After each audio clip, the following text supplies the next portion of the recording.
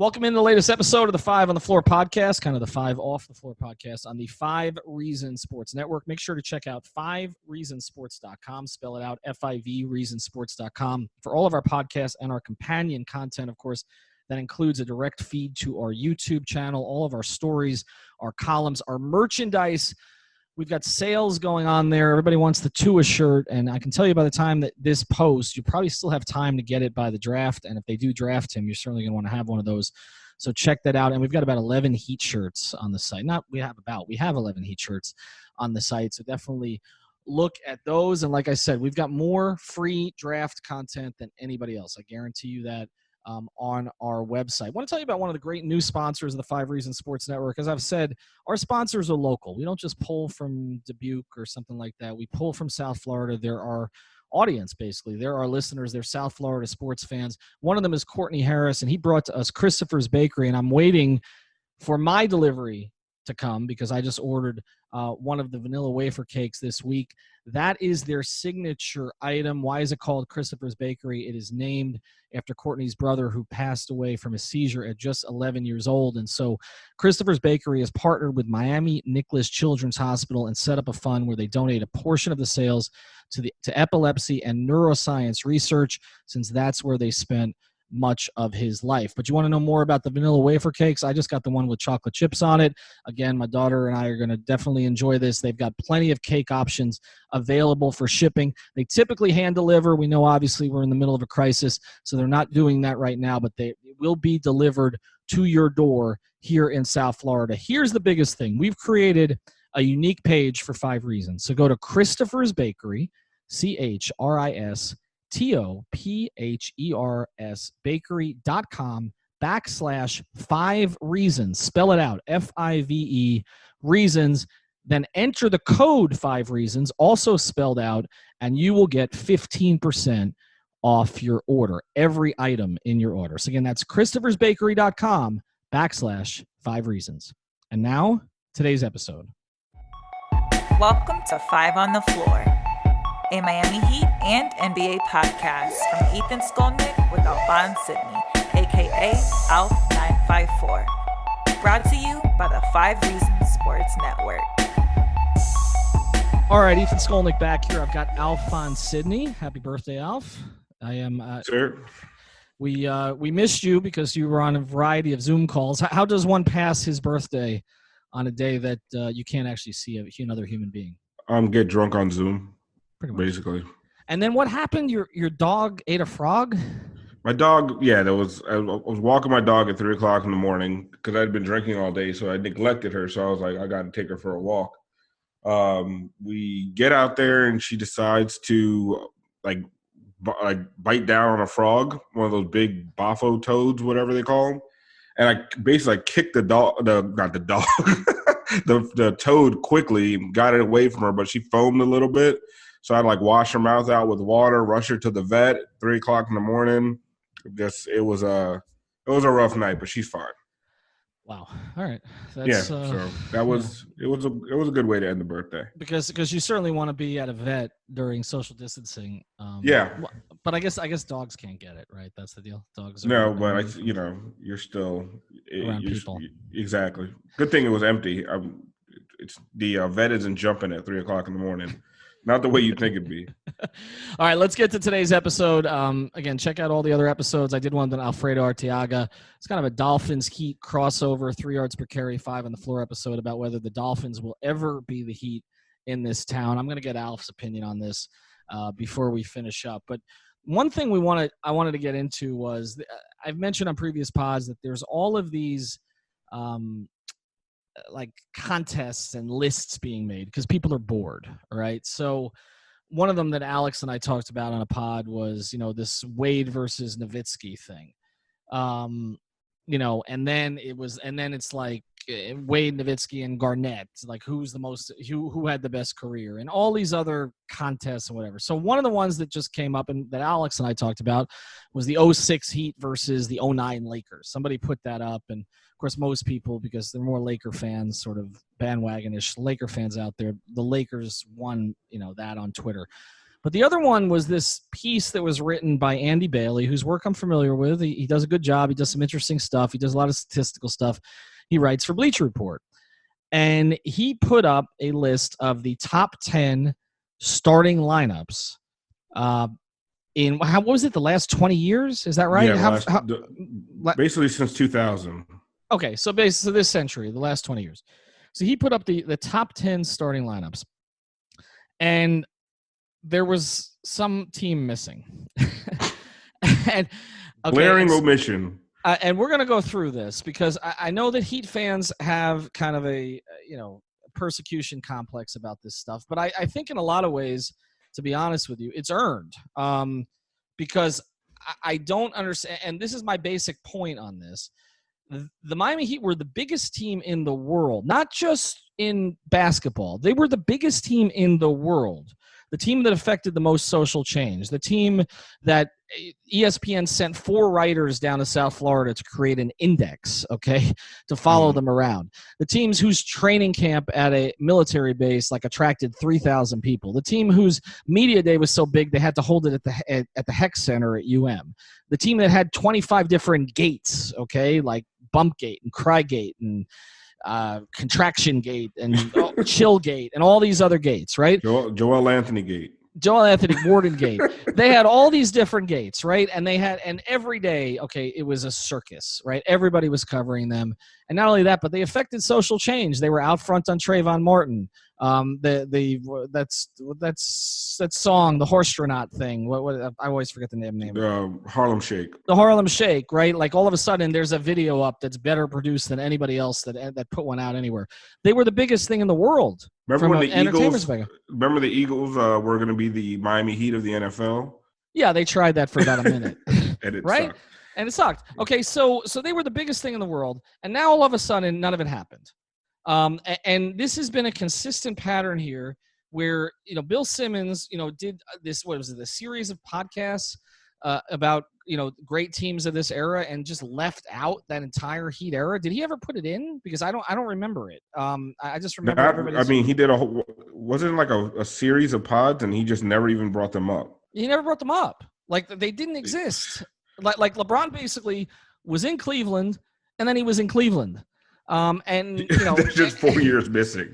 Right. And the only championship that matters is the 2016 championship because poor, middle class, working class Cleveland needed a championship so damn bad. And he delivered it. So the 2 he delivered with the Heat didn't mean anything. And if anybody brings up the Heat, they just bring up the 2011 finals or the Ray Allen shot. That's basically what gets brought up now. They're turning into Judy from Family Matters. I don't know if you get that reference. I don't. They just wrote Judy. They just wrote Judy off of the show. She never came back. Like she went upstairs one day and never came back, and no one ever talked about her again. So that's what they're doing. They're turning the Heat into Judy from the Family Matters. All right, so we're Judy from Family Matters. I'm going to give you these are the best. That should be the name of the episode, Judy from Family. Judy Matters. from Family Matters. Here's the top 10 starting lineups of the last 20 years according to Andy Bailey. All right. Number 1, the 2017 through 19 Warriors. Number 2, the 16 through 18 Warriors, which I don't even understand because those two overlap. So I don't get it. He's talking about the pre-Durant and post-Durant, but doesn't he mean – he might have mistyped this. Doesn't he mean 16, 17, and then 17 through 19, I guess, because it can't be both. Number 3 was the Celtics from 07 to 10. And this one just cracks me up, okay? The most overrated team. They won 1 championship. I know they got to the finals twice. They won 1 championship, right? Okay, and Paul Pierce got carted off on a wheelchair, and Kendrick Perkins, suddenly is an authority on all things. They won 1 title. And I know it was it's a very good starting lineup, obviously. Okay, they have 3 future Hall of Famers, one of whom, by the way, played for the Heat not long after. 3 future Hall of Famers. Rajon Rondo, who to me is not a Hall of Famer, but was a very high level player for them, and Kendrick Perkins, who sucks. But that's basically number 3. All right. Then they also had he has the Warriors from 14 to 16. So he's got 3 Warriors in the top 4. The funny math that is being used to keep the Heat out of this top 10 is just hilarious. But yeah, go on. Yeah, that's the thing. Okay, so then let's keep going. The Cavaliers from 15 to 17. Now, this one is offensive, okay, to me. How is it possible that the Heat are not on this list, but the Cavs, who in my view didn't have as great a LeBron as the Heat did, at least during the middle 2 years, okay, plus Kyrie, you can make an argument for Kyrie versus Wade, particularly the last, 2 years of Wade, right, during the Big Three era. Kevin Love, who you cannot make an argument for over Chris Bosh. J.R. Smith, who I'm sorry, you cannot make an argument for over Mario Chalmers. I'm sorry. I'd rather have Mario Chalmers. And then who's their fifth piece? Tristan Thompson was their fifth starter, or Mozgov? One of those two? It would have to be, right? Okay, and so who are we comparing that to for the Heat? Battier, right? I mean, if you're going to say that. But he listed Andy Bailey listed Haslam as a starter. He was a starter for part of it. He was a starter for the 27-game winning streak. The starting lot, UD was a starter for that. He was, if you remember, the 9-man rotation was pretty much set during that time, and Shane was coming off the bench. So Haslam was a starter for that. So, and Joel Anthony was a starter at times. He's including 11, 12, and 12, 13. So the lineup so this is what I don't understand. Lineup changes for other teams made them two separate teams, but lineup changes for the Heat basically just don't even go. Well, he's saying they don't even belong here. And let's go to these other ones. Okay, so number 6, he split the Lakers, the Shaq Lakers, into 2000 and 2001 and 2001, 2002. What is the difference there? What did he have? Is it Glenn Rice? Is that the difference? He said he has a couple. He says a pair of Shaq and Kobe lineups. Okay, I'm looking at. All right, I'm calling it. So he has Grant, Fox, O'Neal, Fisher, Bryant, and then he has Ori. So the difference is Ori and Grant is the difference. So it's not even Rice, because Rice was okay. What year was Rice? He has. Let's see. I think 02, 01, 02. Okay, let me look at it. He's got a pair of Shaq Kobe lineups. He has Fisher, Kobe, Fox, Ori, and Shaquille. Again, Andy's a numbers guy, so he's doing this based on points per 100 possessions and net rating. Okay, and the second one you said Grant, that's Horace Grant, right? Okay, Horace Grant, Rick Fox. So basically Horace Grant versus Robert Horry. Am I missing? Oh, was Rice there 99, 2000? That might have been it. Rice was there 99, 2000. Wasn't that team better? I would think so, but if you the whole problem is you can't just go off of these numbers either. Right? That doesn't. I guess I mean if that's the basis, but he also had a fan vote in there. And that's what I'm saying, right? So Grant and Ori make a difference where you would have to put the two different Lakers lineups on the list in two separate spots, right? Mm-hmm. But Battier and Haslam don't make enough of a difference for the Heat to be two separate teams in this list.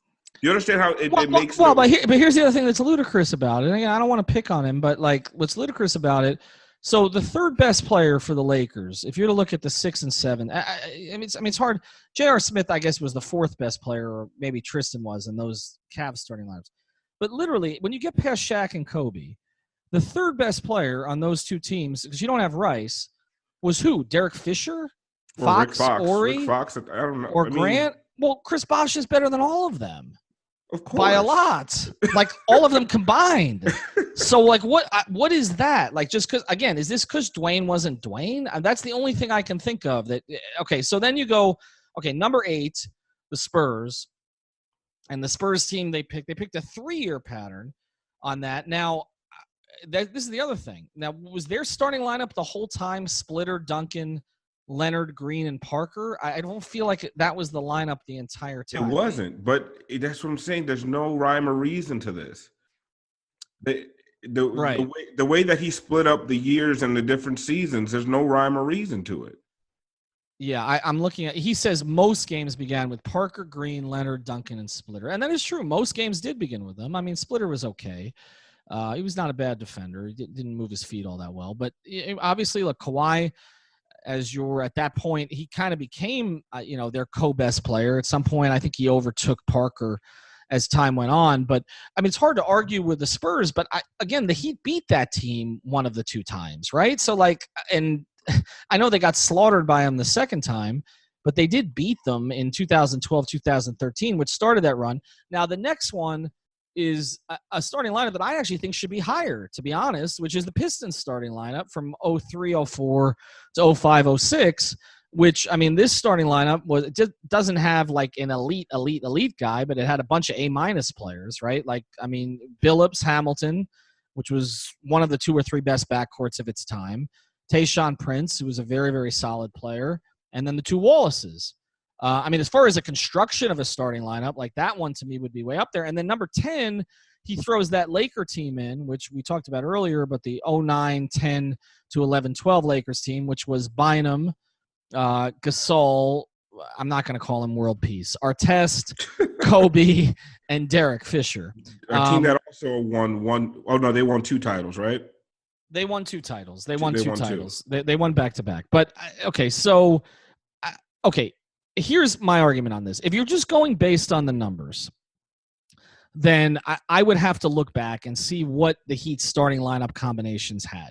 I am guessing that the starting lineup that had Haslam during the 27-game winning streak was pretty damn good when they were on the floor together. Right. They won 27 straight games. They won 66 games, and that starting lineup was intact. 25 of those 27 games, they had the same lineup.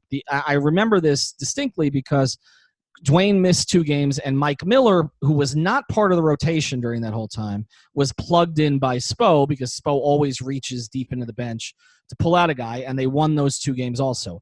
Dwyane was absolutely elite during those 27 games. He was terrific, but LeBron was otherworldly. It's the best LeBron has ever been, that 27-game winning streak. Look at LeBron's numbers during that streak, and they did not lose a game, okay? I don't understand. Just statistically, it doesn't make sense. But let's go beyond that, all right?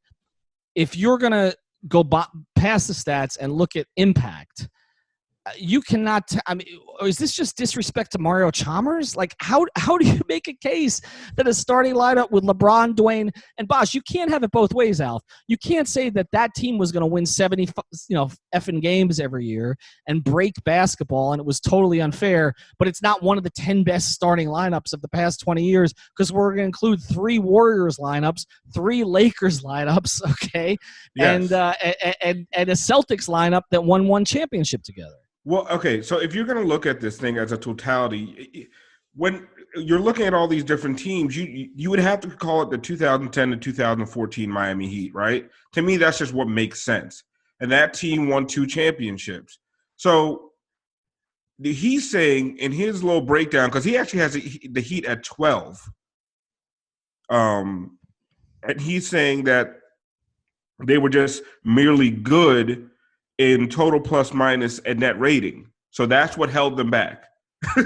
So that's the whole thing. So it doesn't matter what era they played in, what teams they were up against. I mean, the Cavs teams that were blowing through the East after LeBron left the Heat, I'm sure their plus minus and net rating was great because the East was terrible. And then the East was terrible a lot in the early 2000s as well. So you're putting all this into the numbers, but it just doesn't take into account how important and how good and how big those teams were. He only mentions 1 title, and the Heat team actually finished 5th in fan voting. Mm-hmm. So they were 5th in fan voting, and then he put all his arbitrary numbers in and pushed them all the way back to 12. Which is what I'm saying. All these numbers, the way he split these teams up, are completely arbitrary, and that's what if you add numbers in, it pushes the Heat out of the top 10, and it's like it's moving the goalpost, and you can't. And that's why, as a Heat fan, it feels purposeful, right?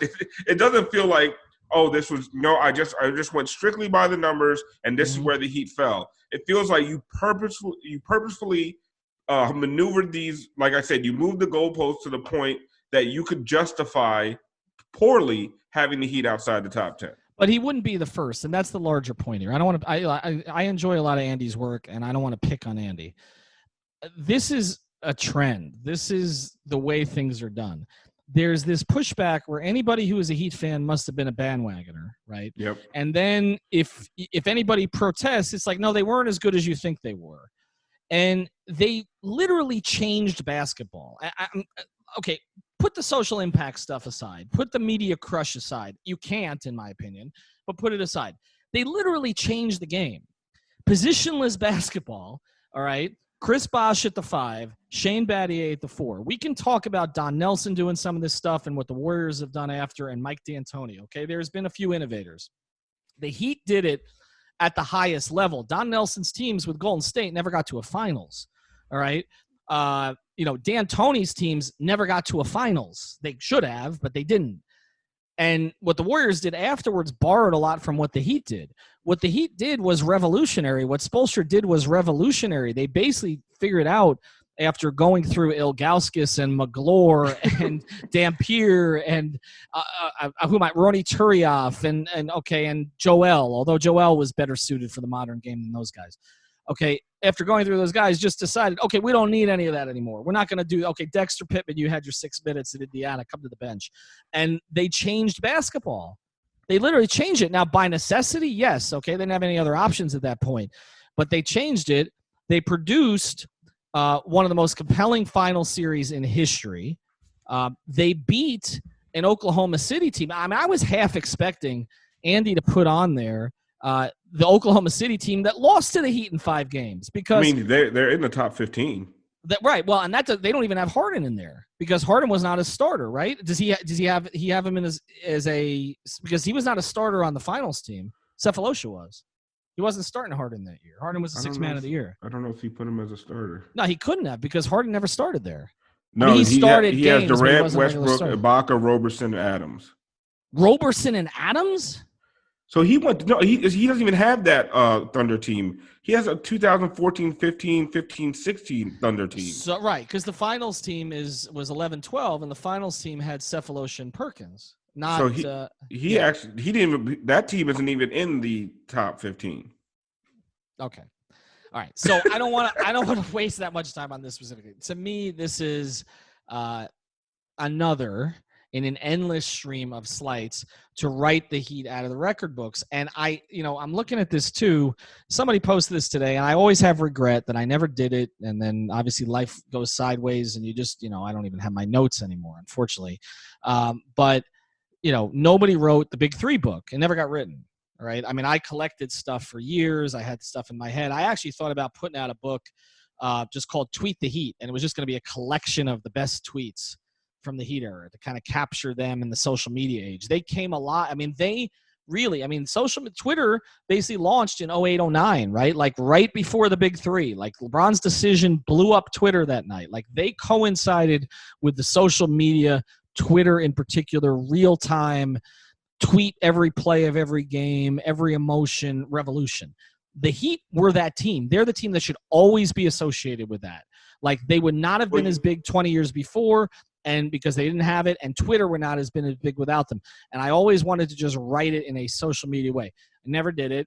Nobody else ever did it. I think Dan thought about doing it. I know Rick Bucher was working on a book about the decision forever. I don't think it ever came out. And now we're coming up on the 10-year anniversary of the decision. And I really want to do a bunch of episodes leading up to it, Alf, if we can. I think, we got the 10-year anniversaries coming up in like 3 months.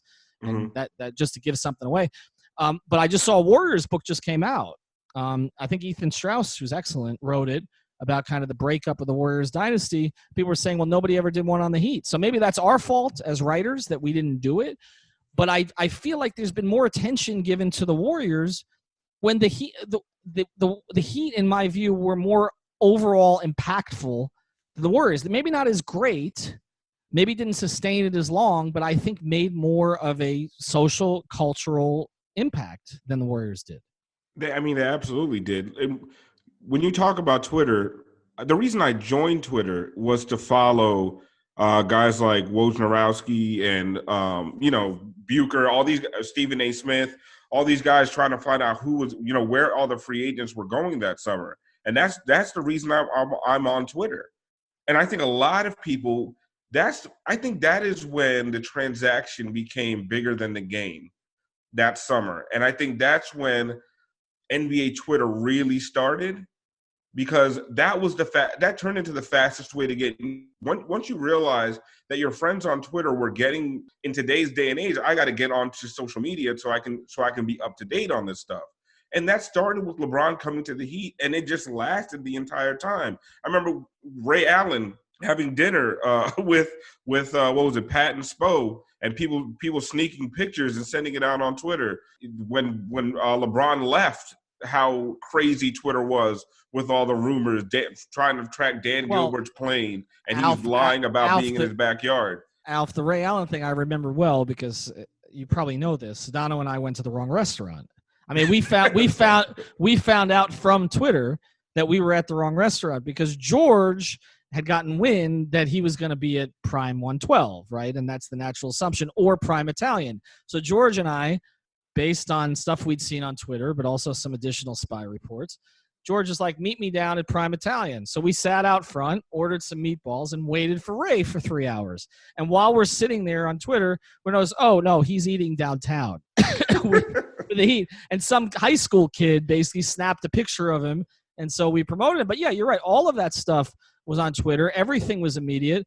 I mean, even other stuff that I was present for, the Pat Riley shut the bleep up and manage your own damn team, was basically – right after the 27-game winning streak, we're in New Orleans, and, Danny Ainge had come out criticizing LeBron because LeBron was complaining about some hard fouls from Kirk Heinrich and the loss to the Bulls. And there were only 4 of us that made the trip to New Orleans, and we're outside the locker room, and Tim Donovan, Heat's VP of Media Relations, comes out and looks at us and goes, I have a statement for Pat. Okay. This is for Daddy Ainge. Shut the fuck up and manage your own team. And I was we all looked at him like, I think it was me, Ira, probably Joe, and I'm not sure who the fourth was. Might have been Windhorst or Wallace. We looked at him like, really? And I was so flustered that the first thing I did was tweet it, and I tweeted coach your own team instead of manage your own team, and we had to take it back. And then to show you how it was a social media age, when we walked, so then they let us into the locker room, and there's LeBron sprawled out on the floor with Mike Mancias working on him, which was typically what he did, small locker room, visiting locker room in New Orleans. He's scrolling through Twitter. We're standing behind him. We can see our faces pop up on his Twitter scroll, and he's smiling. Okay? That's what the Big Three era was about. Everything was immediate. Everything was out there. It was like, it's just like Trump with Twitter now, where he knows he's going to get a reaction. LeBron knew that too. And so this, the larger point is the Heat, everything about the NBA is now is social media. All right. The NBA kills the NFL in social media, just kills it. Okay. That is where the NBA lives, on video, on social media, and all the rest of it, with its personalities, with the contests, with the polls, with the debates, and all that stuff. That is what where the NBA lives. But that Heat team coincided with it. So if you're going to deny their greatness from a basketball perspective, which I think is ridiculous, okay, you cannot deny their overall impact. And I feel, and this is not about Andy Bailey, this is about Bill Simmons, this is about some of the others who, it's like they devoted their entire existence, the Stephen A's of the world and everybody else, the Colin Cowards, to the Miami Heat for 4 years. And it's like, oh, LeBron's gone, the Heat don't matter anymore. And not only that, the era doesn't matter. And the only championship that matters is 16 with the Cavs. And the only team that matters in the decade is the Warriors, or if the Lakers are good again, or wherever LeBron goes now. That's it. And some infuriating. Some of it is just, it's also clickbait.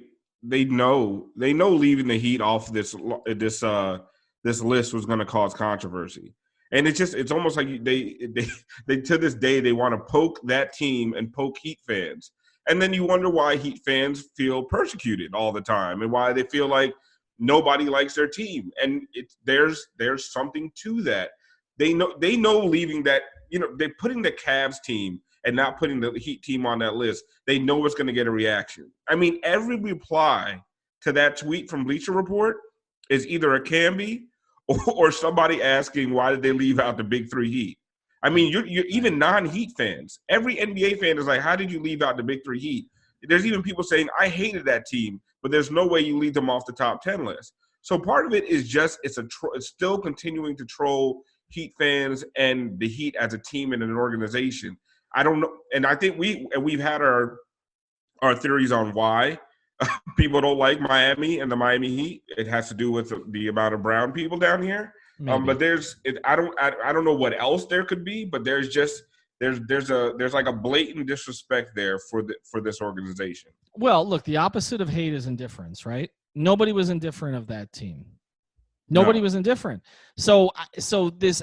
Let's get away from Andy Bailey because he's doing a statistical comparison I don't agree with, but I'm talking about the larger narrative. All right. Well, I'm saying in the larger narrative, there's a lot of clickbait. It's a lot of clickbait and trolling. A lot of it is.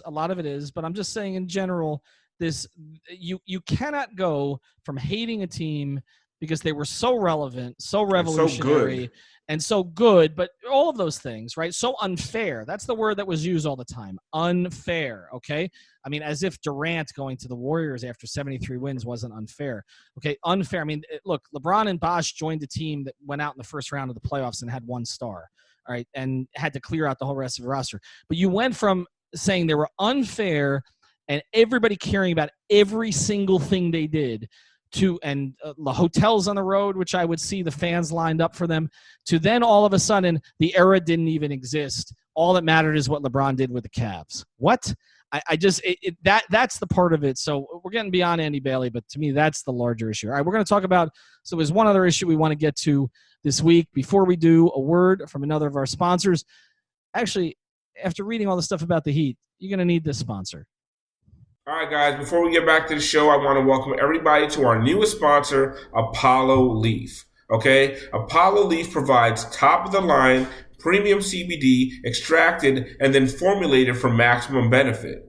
Apollo Leaf offers unique products like their sleep sprays and energy sprays, which are especially useful for this current turbulent time, right? People ask me all the time, Alf, why CBD? Well, CBD benefits include anxiety reduction, increased focus, sleep assistance, pain relief, and more. Apollo Leaf is based out of Miami, so they're local, and they only source ingredients from top farms in the USA. Apollo Leaf uses broad-spectrum CBD that includes all the benefits of the cannabis plant, but removes all the THC. So go now to www.apolloleaf.com and use code HEAT at checkout for 25% off your first order. That's right, guys. The code HEAT, H-E-A-T, your favorite basketball team, and that's 25% off at apolloleaf.com, A-P-O-L-L-O leaf.com. Now back to the episode. All right, let's get back to one other thing. There was one topic I wanted to get to with you here quickly, Alf. Kendrick Nunn came out. We were, I think, at times a little hard on Kendrick this year, and then had to pull ourselves back and be like, wow, he's really accomplished something. We took him for granted so quickly because he was so good so early, going from a guy who wasn't even a guarantee to make the roster to somebody who's starting and then averaging 16 points a game, that I think we nitpicked him a lot, maybe more so than other players, maybe unfairly. I think if you look at his numbers and Tyler Hero's numbers, we probably inflated what Tyler did a little bit and probably downplayed what Kendrick did a little bit, I think, to be fair. Although I think both you and I tried to rein ourselves in with that and then present it when Kendrick would sort of hit a wall, but then scale the wall a little bit later and find his game a little bit. But he came out and very openly said, I should be rookie of the year, not Ja Morant. And I think most NBA fans around the country reacted to that with kind of a smirk because Morant was the number 2 overall pick in the draft. The Grizzlies way exceeded expectations to be the 8th seed when everything stopped. They were over 500. And Morant, has the highlight plays, the dunks over people or the attempted dunks over people. And so if it wasn't going to be Zion this year, it was going to be Morant. What were your thoughts on it? And does Kendrick have a case? Because by the numbers are not all that off, and the Heat were better than the Grizzlies this year. I mean, on its face, it felt ridiculous. Even though, I think Kendrick's in the top 3. I mean, without a doubt, and he's probably number 2. So it shouldn't feel that ridiculous, but I felt like Ja Morant had gone – it was starting to just run away with it. But then when you look at the numbers, 17-7-3 versus 16-3-3, Ja Morant shooting 49%, Kendrick shooting 45%. They're both shooting the same from 3, Kendrick on a higher volume, and Kendrick's beating him in free throw percentage, 84-77. And then when you look, Kendrick's on a starter on a 4 seed, Ja Morant's a starter on an 8 seed. Now, how much when it comes to rookie of the year, a lot of time winning isn't really a barometer because the best rookie normally ends up on a really, really, really bad team. Right. So normally the rookie of the year is on a team that doesn't make the playoffs. So I don't know how much you can put winning into it because Kendrick is just surrounded by better players. But the fact that he's able to do this as maybe the third option, would you call him a third option? I mean, I some nights he was higher than that. I mean, some nights he was carrying them offensively. Who is their first option? I mean, we say Jimmy, but there were some nights Jimmy took 8 shots. Like Bam, all year we complained about him not being as aggressive as he should be. I mean, the most aggressive scorer in the starting is Duncan Robinson. It's Kendrick Nunn. Or Duncan. I mean, Duncan, those became their 2 scorers, and then Tyler and Goran, really. I mean, the Heat, there were some nights Goran was their most aggressive offensive player. Like, I think unlike all the other, pretty much every team in the league, you could really make an argument on any given night that any of 6 guys might be the Heat's most aggressive offensive player. And a lot of nights, particularly early in the season, and especially after he got through that stretch, which coincided with the Achilles problem before the break, and then when I was up in Chicago and he just looked different in the Rising Stars game. It looked like he was over it, and then he came out of the break playing great. He played terrific for those 2 weeks right out of the break. Yeah, he was playing really well and doing a lot more things than just scoring. He was doing the other things really well. But I think a lot of this is one. I would give it to Morant, okay, just to be fair. Mm-hmm. But I think a lot of this is name recognition, which Morant was a star, even if it was for 1 year in college. He was a known quantity coming into the draft. He was the number 2 overall pick versus undrafted. Some of it is age. We've seen sometimes in the rookie of the year voting that a nod will be given to the younger player. That's kind of worked against Kendrick a lot this year because everybody's like, he's a rookie, but he's 24, right? Like, it's like when Chris Wenke was a rookie at 28. Like, he's an older rookie. I think that hurts him. I think also what also hurts him is that I think if you ask most Heat fans who was the best rookie on the team this year, a lot of them would say Hero, even though the numbers really don't say that. They would be wrong. I think we all agree, everybody on this podcast, that Hero's upside is significantly higher. And in part because he's still 4 years younger than Nunn is. He's 20 as opposed to 24. But I don't know that you could say he was better than Nunn this year. I mean, for the complaints we've had about Nunn's defense at times, Hero's defense, I mean, he played with effort and he was positioned correctly, but you wouldn't call him a plus defender at this point. He had big moments late in games, but so did Kendrick, actually, when he got those opportunities. I not as many as Hero, but he had some. I don't think it's fair to dismiss it because he's 24, but I also think that the nod goes to Morant because he's doing it at his age. And let's be honest, the Grizzlies were a huge surprise. I mean, they were one of the 2 or 3 biggest surprises in the league. Like, Andre Iguodala didn't want to play for that team because that team was supposed to be so awful. And to be in an 8 seed, the West is not what the West was, but to be an 8 seed in the West ahead of some teams that were supposed to be better is impressive when there's no vets on that team. I mean, it's him and Jaren Jackson Jr. And I mean, I like their future a lot, but they're kind of a couple years ahead of schedule, similarly to the Heat. But in the Heat, Nunn has Butler. Nunn has another all-star in Adebayo. Nunn has Goran Dragic. It's a little bit of a different deal. So I would give it to Morant for sure, but and that was my pick before the season was Morant. But I think the fact that we're even having this conversation reflects really well on Kendrick Nunn, and I have no problem with him expressing that opinion. If he believes that, he should say it. That's the way I want guys to be. Hero, we talk about his confidence all the time and his drip. Why can't Kendrick Nunn have some? Why? And Jimmy has it, right? We want Bam to have it. Right? That's one of the other things about it is that we just haven't heard a lot from Nunn. And like for this to be like his national headline grabbing quote, the first one, I think that's what kind of jarred people as well.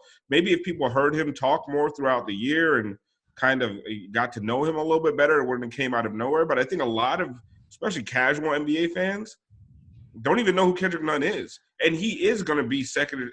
I think he's going to be second in Rookie of the Year voting. I think he'll be third. I think Zion will be second. That's such a joke. To me, that's but I think he'll be second because of the name recognition. All right, well, he's going to be top 3 in Rookie of the Year voting. So he should be. I mean, he should definitely be ahead of R.J. Barrett. He should be ahead of Cam Reddish. He should be ahead of Brandon Clark. Brandon Clark has a. I mean, that's the other thing. Memphis struck it pretty rich there. I know our guy Nikias loved Brandon Clark. You can make a case for Brandon Clark too, but I do think he'll probably be third. you haven't heard from Kendrick for a couple of reasons. All right, one of which, and I've talked to Kendrick some, and I like Kendrick. But we talked to him media day.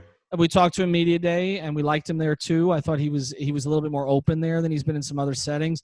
He had the situation in college. He doesn't like to talk about it. I don't think anybody's talked to him about it since Chandel did, to be honest. So the Heat hasn't really put him out there in a lot of one-on-one situations with people. I can tell you that I had a bunch of conversations with him. He's very polished. He's very respectful of his teammates in particular. He doesn't say a whole lot, but he's not a bad interview in any sense, and you can talk basketball with him. So, I mean, to me, he's, again, we can talk about what the issues were, the issues weren't, but to me, he's likable, and I think he presents himself well, but he's not a me guy. That's not his personality. I can tell you that. I mean, Hero exudes more of that. Obviously Jimmy exudes more of that. And there are other guys in the team who do, and he doesn't. But I think it's good. I think we should hear more from Kendrick Nunn. I think we've kind of moved into this space where he was, like I said, this great story, and then it's, okay, he's the piece they can trade. Maybe not.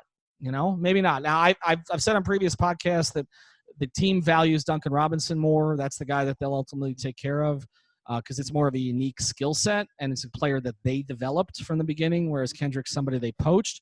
But it doesn't mean they don't like Kendrick Nunn, and it doesn't mean what he has done has not been significant. So anyway, check out our website, 5reasonsports.com. Also, if you got any legal issues, you can contact the Seltzer-Mayberg Law Firm at onecalllegal.com. Spell it out, ONE, calllegal.com. They still have someone there 24 hours a day, and all of their attorneys are working, even if they're not in the office right now. Talk to you soon.